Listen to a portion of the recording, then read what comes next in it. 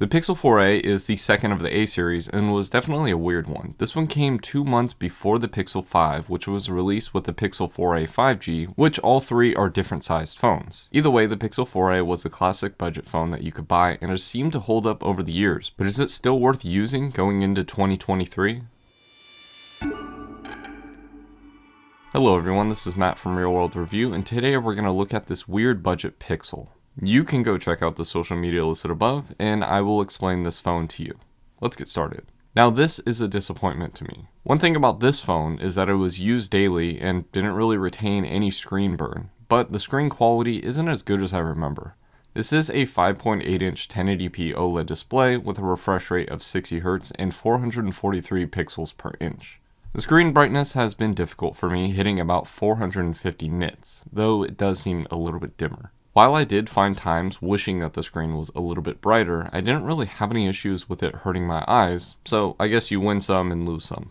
There is a hole punch for the front camera, but overall it doesn't really bother me. As for the quality, it's still 1080p, and most YouTube videos will look fine on the screen, just not as high-end as you would expect on a modern Pixel device, because this is the budget one. For me, the screen is okay, but the main appeal is the size of the display. The screen to body ratio is acceptable, being pretty good for a $350 launch price phone. And after all, this is an OLED display, but still the panel is low end for devices kind of like the Pixel 3a, 4a 5G, and the Pixel 2. I mean, the front has simple Gorilla Glass 3 on top of it, so don't expect it to not crack.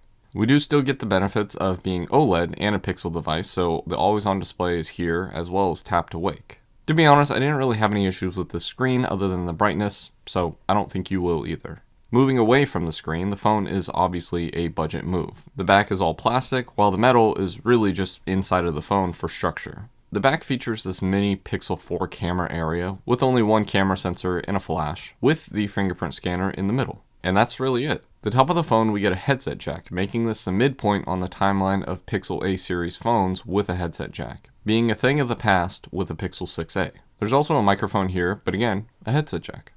On the left side, we get the SIM card tray, though we do have eSIM support. The right side is where the colored power button is, and the volume rocker.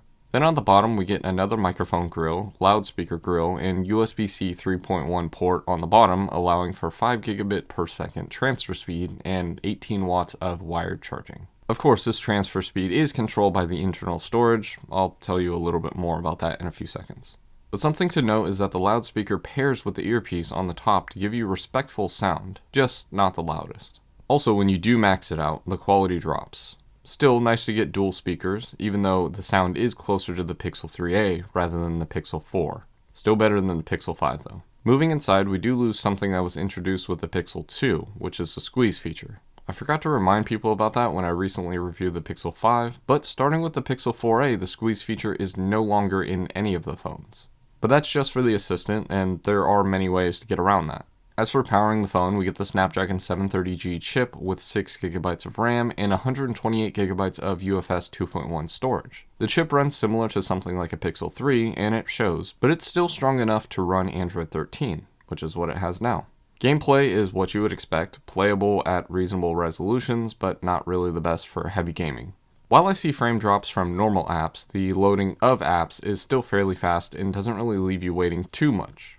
To power the phone, the battery is a 3140 mAh cell, which is good.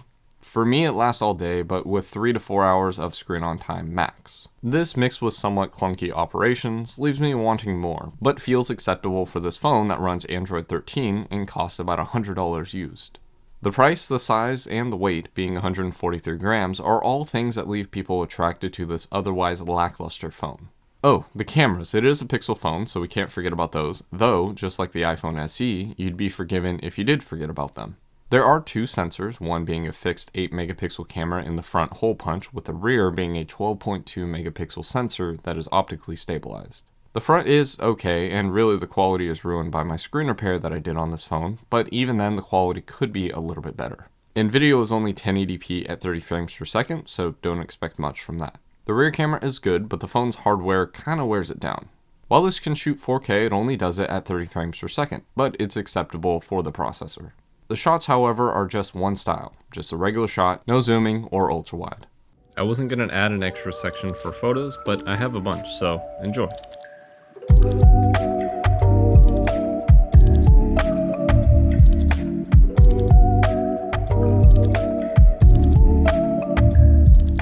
While the camera performance is good, the sensor just isn't on the same level as a Pixel 5 or Pixel 6a. Still, the camera is one of the best for the price, just don't expect the world. And that's the camera, really. To me, it's strange because I don't remember the last time I actually did a full review on a phone with 2 cameras. It's just not that common anymore. For me, I don't think this is a good phone. There's no 5G support, Wi-Fi 6, the processor isn't really modern mid-tier, the cameras are lackluster, the build materials are cheap, and the screen is not the best. This is, after all, a budget phone at heart and shows as time goes on, but there are quite a few redeeming qualities about this phone, not to mention that most of what I just said wasn't really even a deal breaker. This phone is still very usable, being a device that I use throughout my entire review process, and again, the price is really good, being the best if you need a phone with Android 13 or even software updates that happen in general. Of course, official software support does end in August of 2023, but that's 3 years of support on a $350 phone that costs about $100 used. This is a good budget phone, but also the smallest Pixel that you should buy, though you might want to consider the normal Pixel 4. The size fits perfectly in most people's hands and is iPhone 13 mini weight. For me, the weight is something that I've come to really cherish. With all that said, the Pixel 5 is a better buy for all around the same size, unless you're a die-hard headset jack or really just want to meet that $100 price point. But that's my review of the Pixel 4a, the budget Pixel that could. But what do you think? Does this phone actually hold up in 2023, or is it time for this model to retire? Let me know in the comments, and as always, thanks for watching.